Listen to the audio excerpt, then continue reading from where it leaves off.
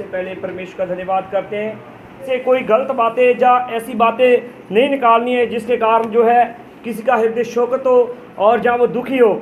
और हम वचन में से सीखेंगे, ठीक है, कि वचन हमारे जीवन के लिए कितना महत्वपूर्ण है। हालेलुया। आपके जीवन में अगर थोड़ी सी आंधी, थोड़ा सा तूफान आता है, अगर आप वचन के साथ बने हुए हैं तो वचन आपको तसल्ली देगा, वचन आपको शांति देगा। और अगर हम जो है वचन के साथ नहीं बने हुए हैं, हालेलुया, वचन के साथ नहीं बने हुए हैं तो थोड़ी सी आंधी, थोड़े से तूफान आएंगे, आपको मालूम भी नहीं पड़ेगा आपका वजूद था या नहीं था। हालेलुया।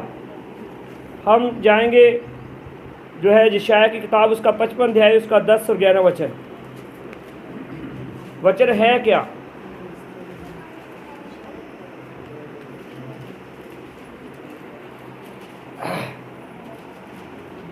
वचन में लिखा है, जब 55 अध्याय उसका 10 और 11 वचन से हम स्टार्टिंग लेते हैं तो 11 वचन में लिखा है, जिस प्रकार से वर्षा और हिम आकाश से गिरते हैं। वचन क्या कह रहा है? जिस प्रकार से वर्षा मतलब बारिश, हिम मतलब बर्फ गिरती है, और वहाँ जो यूं ही लौट नहीं जाते। मतलब कोई चीज़ है जो आसमान से गिरी है और वो गिरने के बाद क्या करेगी? इधर देखिए क्या करेगी, वो अपना कार्य करेगी, अपना काम करेगी। ऐसा नहीं है कि वो गिर गई है और बस वजूद खत्म हो गया, गिर गया तो वजूद खत्म हो गया, नहीं। हालेलुया। और लिखा है, वहाँ यूं ही लौट नहीं जाते, वरन भूमि पर पड़कर उपज उपजाते हैं, जिससे बोने वाले को बीज और खाने वाले को रोटी मिलती है। हालेलुया। हम देखते हैं ना, पिछले अगर हम 2 हफ्ते पीछे जाएं, 2 हफ्ते पीछे जाएं तो टेम्परेचर कितना था? हाँ जी, 48 डिग्री सेल्सियस तक वो पहुंच गया। क्यों पहुंच गया? आसमान से बारिश नहीं हुई। हालेलुया। हम समझ सकते हैं बारिश हमारे लिए कितनी ज़रूरी है। और उसी तरह जब हम वचन नहीं पढ़ते, जहाँ हमारा वचन के साथ रिलेशन नहीं है, जहाँ हम वचन को जानते नहीं हैं, तो उसी प्रकार जो है शैतान हमारा भी टेम्परेचर बढ़ा देता है। ठीक है, वो आपको बोलता है नहीं नहीं, बस बाइबल की बातें तो वैसे ही है, तेरे जीवन में कुछ नहीं होने वाला, तू तो निकम्मा ही है, तू तो कुछ कर ही नहीं सकता, तू हमेशा ऐसा ही रहेगा। शैतान जब भी आता है वो आपके वजूद को ख़त्म करने के लिए आता है। और उस समय अगर आपके पास परमेश्वर के वचन हैं, आप उनसे बोल सकते हैं। और देखिए कि यहाँ लिखा है कि वो क्या करता है, वर्षा और जो हिम मतलब आकाश से जो बर्फ़ गिरती है, और वो क्या करती है, वर्ण भूमि पर पड़कर उपज उपजाते हैं, जिससे बोने वाले को बीज और खाने वाले को क्या मिलती है? रोटी मिलती है। और अगर बारिश हो ही ना, क्या होगा? क्या होगा?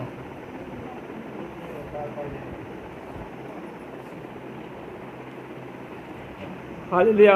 भाई राजकुमार जी कह रहे हैं अकाल पड़ जाएगा। सच में ये बात सत्य है, अकाल पड़ जाएगा अगर बारिश नहीं हुई।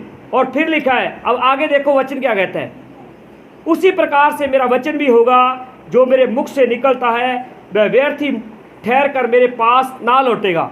मतलब परमेश्वर कह रहा है जो वचन मेरे मुख से निकलता है वो व्यर्थ नहीं ठहरेगा।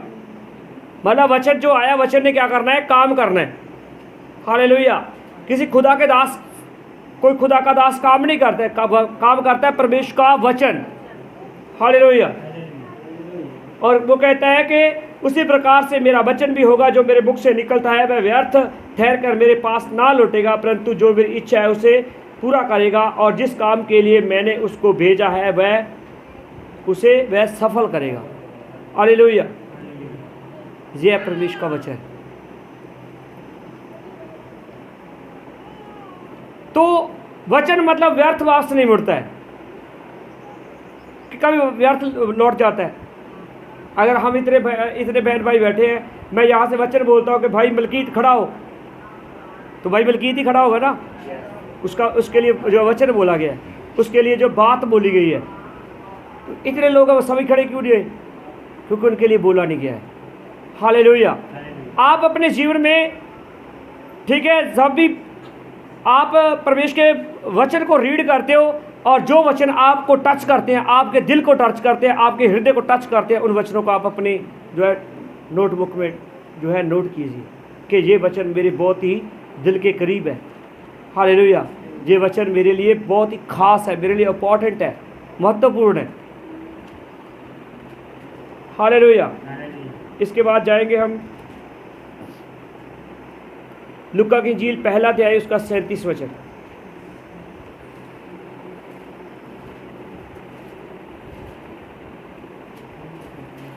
लूका की इंजील पहला अध्याय उसका 37 वचन। यहां लिखा है, क्योंकि जो वचन परमेश्वर की ओर से होता है वह प्रभाव रहित नहीं होता है। पंजाबी में वो शायद शक्तिहीन नहीं होता है, मतलब जो वचन परमेश्वर की ओर से है। हालेलुया। वो वचन क्या नहीं होता है? शक्तिहीन नहीं होता है। मतलब परमेश्वर के वचनों में क्या है? शक्ति है, सामर्थ्य है, बल है। हालेलुया। आपके 2 लफ्ज बोले हुए किसी का जीवन बदल सकते हैं, और आपका एक कटु वचन बोला हुआ किसी का जीवन बर्बाद कर सकता है। ठीक है, हमारे जो है इंडिया में आप सभी को मालूम होगा कि जो महाभारत का युद्ध हुआ किस कारण हुआ है, किसी को मालूम? द्रौपदी ने एक ऐसा वचन कहा कि एक स्थान था हस्तिनापुर, जहां जो जल होता वहां थल दिखाई देता था, और जहां थल होता था वहां जल दिखाई देता था। और ये दुर्योधन और अपने भाइयों के साथ जा रहे हैं, और महल पर खड़ी हुई द्रौपदी ने एक कटु वचन बोला था। क्या है? जहां थल आया वहां तो उन्होंने ऐसे अपनी धोती को उठा लिया, और जहां जल आया वहां उन्होंने नीचे कर दिया। तो उन्होंने एक कटु वचन बोला कि अंधों की संतान भी अंधी होती है। और देखिए उसके कारण कितना बड़ा क्या हुआ, अनर्थ हुआ। तो इसलिए आप अपने मुख से जो भी बातें बोलते हैं सोच समझ के बोला कीजिए कि सुनने वाले पर इसका क्या प्रभाव पड़ता है, क्या असर छोड़ता है। हालेलुया। और हम जो है यिर्मयाह की किताब में जाएंगे, पहला अध्याय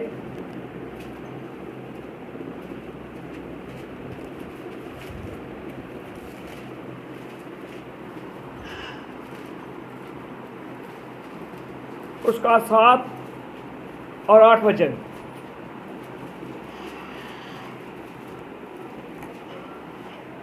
तो अब देखिए, जब परमेश्वर ने यिर्मयाह को बुलाया, और यिर्मयाह जो है अपने आप को क्या करता है, अपने आप को बहुत ही छोटा सा, मतलब वो कहता है 7 वचन पढ़ते हैं, या लिखा है 6 वचन में, तब मैंने कहा, हाय प्रभु देख, मैं तो बोलना भी नहीं जानता, क्योंकि मैं लड़का ही हूँ। परंतु यहोवा ने मुझसे कहा। अब जो है यिर्मयाह को जब परमेश्वर ने आवाज़ दिलाई, और यिर्मयाह उसी समय था भी लड़का ही। अगर पूरी बाइबल को रीड करेंगे, सबसे जो है छोटी आयु का जो नबी हुआ वो यिर्मयाह ही हुआ। और बहुत से परमेश्वर के जो लोग कहते हैं, जिसे हम बोलते हैं रोने वाला भविष्यवक्ता था, तो वो भी यिर्मयाह था। हालेलुया। बहुत ही हृदय उसका कोमल था। हालेलुया। और जब परमेश्वर ने उसको तब मैंने कहा कि हाय प्रभु देख, मैं तो बोलना भी नहीं जानता, क्योंकि मैं लड़का हूँ। परंतु यहोवा ने मुझसे कहा, मत कह कि मैं एक लड़का हूँ, क्योंकि जिस किसी के पास मैं तुझे भेजूँगा और वहाँ तू जाएगा, और जो कुछ मैं तुझे आज्ञा देता हूँ तू कहेगा, और तू उनके मुख को देखकर मत डर, क्योंकि तुझे छुड़ाने के लिए मैं तेरे साथ हूँ, और यहोवा की ये वाणी है। और 9 वचन में लिखा है, तब यहोवा ने हाथ बढ़ाकर मेरे मुंह को छुआ, और यहोवा ने मुझसे कहा, देख मैंने अपने वचन तेरे मुख में डाल दिए हैं। हालेलुया। तो क्या है, परमेश्वर ने अपने वचन कहाँ कर दिए स्टोर? यिर्मयाह के मुख में स्टोर कर दिए। और यिर्मयाह को ये बात बोली कि तू उनकी शक्ल देखकर, उनका वैभव देखकर डर मत जाना, तुमने केवल वचन बोलने हैं। हालेलुया। इसलिए हमें जितने भी आप कभी कभार हम सोचते हैं कि मेरे को तो पूरी बाइबल नहीं आती है, मैंने तो पूरी बाइबल रीड नहीं की है। ऐसा नहीं है, ठीक है। प्रवेश का आत्मा हमारा टीचर है और वह प्रवेश का आत्मा, आप बाइबल को रीड नहीं भी करते हो तभी भी वो सिखाता है आपको। हालेलुया। मैं ये नहीं कह रहा हूं कि आप बाइबल को रीड मत कीजिए, पढ़िए मत, परंतु वो सिखाता है। हालेलुया। आप अपने जीवन में एक्सपेरिमेंट कर सकते हो। हालेलुया। अपने जीवन में आप कभी भी एक्सपेरिमेंट कीजिए, आपको मालूम पड़ेगा। मैंने पिछले रविवार मैंने अव्वल खराना में बोला था कि जब परमेश का दास प्रचार करने के लिए ठहरता है ना, तो उसके जीवन में बहुत से सवाल होते हैं, बहुत सी बातें होती हैं कि मैंने इतने व्यक्ति बैठे हैं, इतने लोग बैठे हैं, इनको बोल के प्रचार करना है, कहाँ से बोलूँ, कैसे बोलूँ, क्या बोलूँ। और जब वो प्रचार करने के लिए लग जाता है तब सत्संग के लोग सोचते हैं ये बैठता क्यों नहीं, कब बैठेगा। हालेलुया। तो ये है परमेश्वर के वचन। 10 वचन में लिखा है, सुन, मैंने आज के दिन तुझे जातियों और राज्यों पर अधिकारी ठहराया है और उन्हें गिराने और ढा देने के लिए और नष्ट करने के लिए और काट डालने के लिए या उन्हें बनाने के लिए और रोपने के लिए। हालेलुया। अपने जीवन में इन वचनों को लीजिए। हो सकता है बहुत से लोग हैं आपका विरोध करें, हो सकता है बहुत से लोग आपके साथ सहमत हो जाएं, हो सकता है बहुत से लोग आपके साथ लड़ाई झगड़ा करें, परंतु आपने वचनों को थाम के रखना है। जिनके पास परमेश्वर के वचन है वो कभी भी अपने जीवन में डरता नहीं है किसी से। जो भी बात बोल लिया वो बिना बह के बोल देता है। मालूम है क्यों बोल देता है? क्योंकि परमेश्वर ने हमें सामर्थ्य का आत्मा दिया, ना कि भय का, प्रेम का, संयम का आत्मा दिया है। हालेलुया। हम कभी कभार किसी व्यक्ति को, ये तो बहुत बड़ा व्यक्ति है, इसके बात करेंगे, मालूम नहीं है क्या कहेगा, नहीं बोल सकते हो। हालेलुया। मैं मलोट में किसी के घर में काम कर रहा था, ठीक है, और वो और व्यक्ति दूसरे 2 घर छोड़ के वो व्यक्ति मेरे पास आया और मैं अपना काम कर रहा था। बस मैंने उनको बुलाया, हेलो हाय की, और उसके बाद उसने कहा कि हमारे मीटर का बिल बहुत ज़्यादा आ गया। मैंने कहा ऐसा नहीं हो सकता, ऐसा नहीं हो सकता। और उसने मालूम है क्या किया? उसने कहा नहीं, हमारे जो है मीटर है वो तो जो है पटियाला के बीच में जो है लेबोरेटरी में टेस्ट होने के लिए गया। मैंने कहा आपने उसके साथ किया क्या? उन्होंने कहा हम मीटर को बंद कर दिया करते थे, पीछे घुमा दिया करते थे। और मैं बताना चाहता हूँ वो व्यक्ति सिख फैमिली से था और उनके घर के बीच में मतलब 7-8 घंटे रेगुलर जो है गुरबानी चलती है, गुरबानी सुनते हैं, वो पूरी की पूरी फैमिली सिख फैमिली है। और मैंने उसको एक बात बोली, मैंने कहा देख, तू अपने आप को सिख कहता है, नहीं तू चोर है, तू सिख नहीं है, तू चोर है। और मालूम है उसने क्या किया? वो चुप करके घर को वापस चला गया। और मेरे साथ जो मेरा पड़ोसी था उसने मालूम मेरे को क्या कहा? मेरे साथ जो व्यक्ति था वो कहता कभी तू खुद तो चित्र खाएगा और मेरे को भी खिलाएगा। मैं बताना चाहता हूँ, आप जिस समय सत्य बोलते हो आपको डरने की कोई आवश्यकता नहीं है, और जिस समय आप झूठ बोलते हो आप निडर भी नहीं हो सकते। हालेलुया। इसके बाद हम जाएंगे हिजकिय्याह की किताब, उसका 37 अध्याय 1 से 11 वचन तक।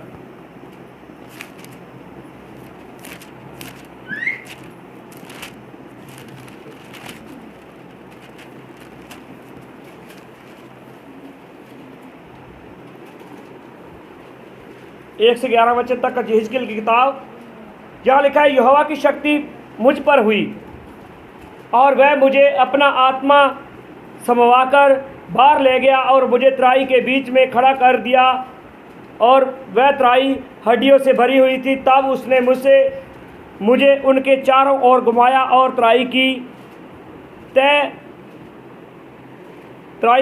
पर बहुत सी हड्डियां थी और बहुत ही सूखी हुई थी। तब उसने मुझसे पूछा कि हे मनुष्य की संतान, क्या ये हड्डियां जी सकती हैं? मैंने कहा, परमेश्वर यहोवा तू ही जानता है।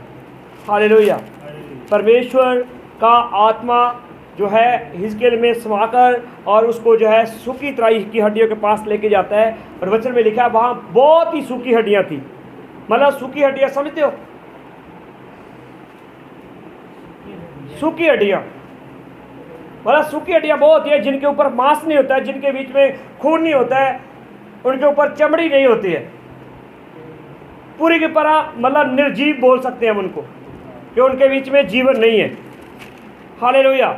और परमेश्वर ने चारों ओर उसके घुमाकर और उससे पूछा कि क्या मनुष्य की संतान ये हड्डियां, हालेलुया, ये हड्डियां जी सकती है, इन हड्डियों में जान आ सकती है। बड़ा सुंदर आंसर था हिजकेल का। परमेश्वर तू ही जानता है। हालेलुया। 4 वचन में लिखा है, तब उसने मुझसे कहा कि इन हड्डियों से भविष्यवाणी करके कह के हे सूखी हड्डियों यहोवा का वचन सुनो। हालेलुया। परमेश्वर किसको कह रहा है? वचन सुने के। कौन सुने? सबसे पहले वचन किसने सुना?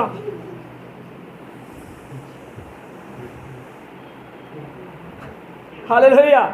सबसे पहले हिजकेल को परमेश्वर ने वचन सिखाए, हिजकेल ने वचन सुने। कभी कभार हम बोलते हैं कि हम सोचते हैं परमेश्वर डायरेक्ट भी कर सकता है, मेरे को ही क्यों इस्तेमाल करना चाहता है। हालेलुया। परमेश्वर खुद भी जाके कर सकता है, परंतु परमेश्वर मेरे को क्यों लेके जाना चाहता है? मालूम है क्यों लेके जाना चाहता है? परमेश्वर आपके भी विश्वास को बढ़ाना चाहता है और आपको वो महिमा देना चाहता है। हालेलुया। और क्या हुआ? जब परमेश्वर के दास ने वह वचन सुने, भविष्यवक्ता ने वचन सुने, नबी ने वचन सुने, और उसने जो है कहा कि इन हड्डियों से कह के तुम यहोवा का वचन सुनो। हालेलुया। और आगे लिखा है, परमेश्वर यहोवा तुम हड्डियों से यूं कहता है, देखो मैं आप तुम में सांस समाऊंगा और तुम जी उठोगी। पहली बात क्या कही परमेश्वर के जन ने? मैं तुम में अपना श्वास, कि परमेश्वर कह रहा है कि मैं अपना श्वास तुझ में क्या करूँगा? समाऊंगा और तुम क्या हो जाओगी? तुम जी उठोगी। मैं तुम्हारी नसें बुझाकर मांस चढ़ाऊँगा और तुमको चमड़े से ढांपूंगा और तुम में से सांस समाऊंगा और तुम जी जाओगी और तुम जान लोगी कि मैं यहोवा हूँ। हालेलुया। क्या हूँ मैं? यहोवा हूँ। जब इस वचन को पढ़ते हैं बड़ा आश्चर्य सा लगता है कि आज के लोग तो जीवित होकर, जिनके जीवन में श्वास हैं, जिनके नसें उपजी हुई हैं, जो जीवित प्राणी हैं, वो भी क्या नहीं सुनना चाहते? वचन नहीं सुनना चाहते। ठीक है, उनसे बात करते हैं ना, नहीं नहीं असी तो वो मानते हैं, साढ़े वाला बाबा तो बड़ा तकड़ा है, थोड़े वाले तो किला नाल चढ़ाता, ऐ करता वो करता। लोग ऐसी ऐसी बातें करते हैं। और जहाँ परमेश्वर जो है उन सूखी हड्डियों के बारे में अपने दास के द्वारा जो ये बातें उसने बोली कि मैं क्या करूँगा? नसें उपजाकर मांस चढ़ाऊँगा और तुमको चमड़े से ढांपूंगा और तुम में से अपना सांस समाऊंगा और तुम जी जाओगी और तुम जान लोगी कि मैं यहोवा हूँ। 7 वचन में लिखा है, इस आज्ञा के अनुसार मैं भविष्यवाणी करने लगा और मैं भविष्यवाणी कर ही रहा था कि एक आग सी आई और भूई डोल हुआ और वे हड्डियाँ इकट्ठी होकर हड्डी से हड्डी जुड़ गई। हालेलुया। हड्डियाँ कितनी की होगी? कितनी की हड्डियाँ होगी? हाँ जी, कम होगी, थोड़ी होगी, जहाँ बहुत ज़्यादा होगी? मैं सोचता हूँ बहुत ज़्यादा थी, बहुत ज़्यादा थी। इसका आपको जब हम लास्ट में जाएंगे ना, आपको बताएंगे कि ये क्या हुआ। अब देखिए, परमेश्वर के दास ने जो है भविष्यवाणी वो कर रहा था, और भविष्यवाणी करते समय एक आहट, मतलब एक आंधी भूई डोल, मतलब ऐसे आंधी आ रही थी और ऐसे एक दूसरे के साथ हड्डियां एकत्रित हो रही थी और हड्डी के साथ हड्डी अटैच हो रही थी, जुड़ रही थी। हालेलुया। मैं देखता रहा, उनमें नसें उत्पन्न हुई और मांस चढ़ गया और वह ऊपर चमड़े से ढप गई, परंतु उनमें सांस कुछ भी ना थी। हालेलुया। तब उसने मुझसे कहा कि हे मनुष्य की संतान, सांस से भविष्यवाणी करके कह के सांस परमेश्वर यहोवा यूँ कहता है, चारों दिशाओं से आकर इन घात किए हुओं में समा जाके ये जी उठे। हालेलुया। आपको मालूम है, हम जब ये वचन मैंने पिछले कुछ समय पहले मैंने एक प्रचार किया था, उसमें बताया था कि जो है पिछले समय में जो परमेश्वर जो बातें करता था, किन के द्वारा करता था? नबियों के द्वारा किया करता था। और आज परमेश्वर बातें करता है, किसके द्वारा करता है? पुत्र के द्वारा बातें करता है। हालेलुया। और अब यहाँ पहली पार्टी कौन है? 3 पार्टी है ना। पहला परमेश्वर, दूसरा हिजकिय्याह और तीसरी सूखी हड्डियां। ठीक है। और अब मालूम है क्या है, मैं बहुत बार मैं काम पर भी इन बातों को कहा करता हूं कि जब आपको कोई जो है, चाहे आपका उस्ताद कह लीजिए, आपका टीचर कह लीजिए, आपका माँ बाप कह लीजिए, जब जो वो बातें बोलते हैं, आपको समझा रहे हैं, उस समय आपने उन बातों को ध्यान से सुनना है। और अगर आपने ध्यान से सुना है तो आपने समझो वे काम कर दिया। और अगर सुना नहीं है, इन बातों का उनको मालूम पड़ता है। आप किसी अज्ञात जगह में जाते हो और आप किसी भाई से रास्ता पूछते हो कि भाई जी, मैंने उस व्यक्ति के घर में जाना है और उस व्यक्ति का घर कौन सा है, और वो आपको बताएगा कि पहले ये मोड़ आएगा, फिर ऐसे आएगा, वो 3-4 मोड़ बता देता है। और अगर आपने एक मोड़ सुनने में भी गलती कर ली तो आपको फिर से किसी व्यक्ति की मेहनत करनी पड़ेगी, फिर से पूछना पड़ेगा। हालेलुया। और यही है कि जब आप परमेश्वर आपसे बातें करता है, आप उसके एक एक बात को, एक एक वचन को अपने हृदय रूपी जो है स्टोर करके रखिए। हो सकता है जिस दिन आपको इस स्टोर को खोलने की आवश्यकता पड़ेगी और उस समय आप में से इतने वचन निकलने चाहिए। हालेलुया। तो क्या हुआ, जैसे जैसे परमेश्वर जो है अपने दास हिजकिय्याह को बोलता गया, वैसे वैसे हिजकिय्याह भी आगे भविष्यवाणी करता रहा। और अब 10 आयत में लिखा है, उसकी इस आज्ञा के अनुसार मैंने भविष्यवाणी की, तब सांस उनमें आ गई और वे जीकर अपने अपने पाँव के बल खड़े हो गए और एक बहुत बड़ी महान सेना हो गई। इंग्लिश में लिखा है ग्रेट आर्मी, महान सेना। और यहाँ भी मतलब लिखा है एक बहुत बड़ी क्या बन गई? सेना बन गई। अगर बहुत बड़ी सेना बनी तो मैंने पहले भी आपको बताया था कि आप सपोज कीजिए एक व्यक्ति के जो है 206 हड्डियाँ होती है ना, 206 हड्डियाँ होती है। 206 चल 206 अलग अलग ना हुई हो, कम से कम एक व्यक्ति के भी अगर हम 5-5 या 6-6 हिस्से भाग करें तो कितने हो गए? और अगर ये इतनी बड़ी सेना बनी है तो कितनी हड्डियाँ होगी? और सबसे बड़ी बात यह है कि वो हड्डियाँ सूखी हुई थी और जब वो किसी के साथ अटैच हो गया, ऐसे नहीं कि ये हड्डी जहाँ चाहिए थी और जी जहाँ जुड़ गई। क्योंकि परमेश्वर जब बोलता है तो वो सब कुछ हो जाता है। हालेलुया। फिर उसने मुझसे कहा कि हे मनुष्य की संतान, ये हड्डियाँ इजराइल के सारे घराने की उपमा है और वे कहते हैं कि हमारी हड्डियाँ सूख गई और हमारी आशा जाती रही और हम पूरी रीति से कट चुके हैं। हालेलुया। ये परमेश्वर ने ये काम जो है इजराइल को अपनी महिमा दिखाने के लिए किया था। हालेलुया।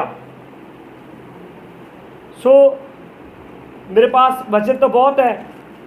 हालेलुया। बस मैं थोड़ा सा, बस ज़्यादा नहीं है, समय लूँगा आपका। यूहन्ना की इंजील हम 11 अध्याय उसका 11 और 39 और 44 वचन पढ़ के हम इस जो है चैप्टर को जो है समाप्त करेंगे।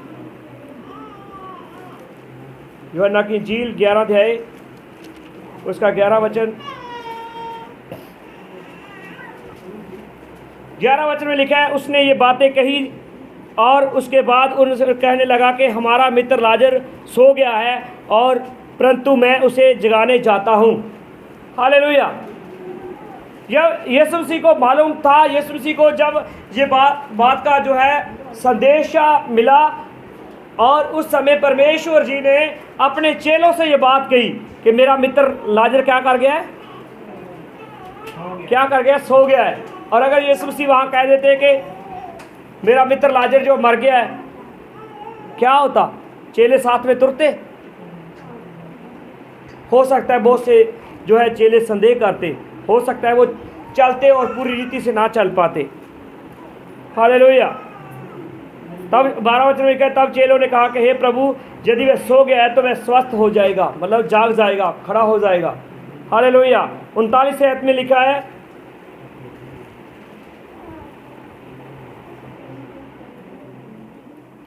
यीशु ने कहा पत्थर हटाओ। उस मरे हुए की बहन ने मार्था से कहने लगी, मार्था उसे कहने लगी कि हे प्रभु, उसमें से तो अब दुर्गंध आती होगी, क्योंकि उसे मरे हुए 4 दिन हो गए। हालेलुया। क्या है, कभी कभार क्या करते हैं हम, विश्वास करते हैं, थोड़ा सा विश्वास करते हैं, थोड़ा सा, और फिर जब हम आगे उस स्थिति को देखते हैं, परिस्थिति को देखते हैं, फिर से गिर जाते हैं। हालेलुया। और इसका 44 वचन कहता है, जो मर गया था वह कफन से हाथ पांव बंधे हुए निकल आया, और उसका मुंह अंगोछे से लिपटा हुआ था, और यीशु ने उससे कहा, उसे खोल दो और जाने दो। हालेलुया। ठीक है, प्रभु यीशु मसीह ने उस कब्र पर आवाज लगाई, तो उसका नाम लेके आवाज लगाई, हे लाजर बाहर आ। तो क्या है, परमेश्वर का वचन जीवित है। जब आप किसी के लिए वचन बोलते हो सकता है वो उस समय उसके ऊपर मतलब असर ना करे, हो सकता है उस समय जिस समय आपके लिए वो बातें बोली गई हो सकता है आप उनके ऊपर विश्वास ना करें, परंतु एक दिन समय आएगा, ठीक है, वो व्यक्ति आपकी बातों को स्मरण करेगा, याद करेगा। जैसे मेरे को रात याद आया, मैं अभी के जितना था, मैं आज सुबह भी मेरी वाइफ को बता रहा था, और ब्रदर मंजीत जी भी थोड़े से बड़े थे मेरे से, और इनके घर के बीच में बाइबल थी, पवित्र शास्त्र बाइबल, और इन्होंने कहा इसको कोई पढ़ सकता है, बहुत बड़ी है। ठीक है, हो सकता है इनको ना याद हो, पर मेरे को रात याद आया। वो कितने समय की बात है, कम से कम हो सकता है कि 20, 22, 25 साल की बात हो, और मैंने कहा मैं पढ़ दूंगा। हालेलुया। मैंने कहा मैं पढ़ दूंगा। वो बातें मैंने जाने अनजाने में बोली, और क्या है, मैं परमेश्वर का धन्यवाद करता हूं कि उस समय सोच रहे थे इसको कोई पढ़ देगा, और मैंने 3 बार बाइबल को रीड किया है अपने जीवन में। हालेलुया। तो इसलिए आप जो अपने लिए बोलते हो कि मैं कर दूंगा, आप कर सकते हो। और अगर आप बोलते हो कि मैं, जब कोई काम कहता है ना मैं नहीं कर सकता, मैं नहीं जानागा, फिर आपसे कोई करवा भी नहीं सकता। हालेलुया। तो आप अपने जीवन में हमेशा अच्छी अच्छी बातें बोलिए कि मैं प्रभु का चुना हुआ हूँ, प्रभु ने जो है मेरे को चुना है, प्रभु ने मुझे जो है अपनी सामर्थ्य के लिए, अपने महिमा के कामों के लिए बुलाया है, परमेश्वर की मैं सेवा के लिए आया हूँ, और परमेश्वर ने जैसे अपने पिछले नबियों से काम लिया, वैसे मैं भी परमेश्वर के बीच में बड़े बड़े काम करूँगा। आप अपने लिए अच्छी अच्छी बातें बोलिए, और वो आपके जीवन में छाप छोड़ के जाएगी, और आप उन कामों को करने के योग्य होंगे। सो परमेश्वर आपके वचनों को तरह आशीष दे। सबको जय मसीह की। God bless you all.